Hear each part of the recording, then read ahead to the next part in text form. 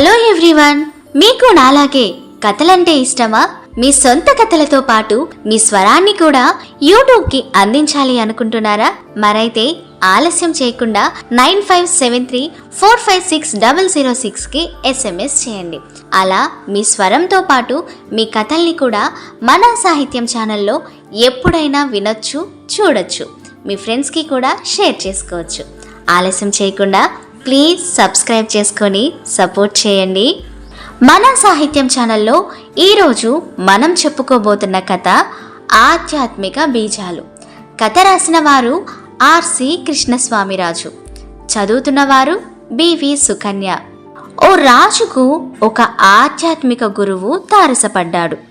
రాజ్యంలోని ప్రజలంతా సుఖ సంతోషాలతో ఉండాలంటే ఏమి చేయాలని ఆ గురువును అడిగాడు రాజు. ప్రతి గ్రామంలోనూ సత్సంగం జరుపుకోవడానికి, ఆధ్యాత్మిక విషయాలు చర్చించుకోవడానికి తగిన భవన సముదాయాలు కట్టించమన్నాడు గురువు. అలాగేనన్నాడు రాజు.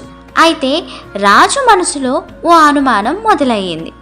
నిజంగా అలాంటి ఏర్పాట్లు చేస్తే ప్రజల్లో నైతికత, భక్తిభావం నెలకొని ప్రజలు సుఖ సంతోషాలతో ఉంటారా అని. సరే, ప్రయత్నించి చూద్దాం, సాధ్యాసాధ్యాలు పరిశీలిద్దాం అని మంది మార్బలంతో బయలుదేరాడు. తమ రాజ్యానికి తూర్పు దిక్కున ఉన్న చిన్న గ్రామానికి వెళ్ళాడు. అక్కడ గుడి దగ్గర ప్రవచనకర్త ప్రవచనాలు చెబుతూ ఉన్నాడు. జనం దండిగా కూర్చొని ప్రవచనాలను ఆసక్తిగా వింటూ ఉన్నారు.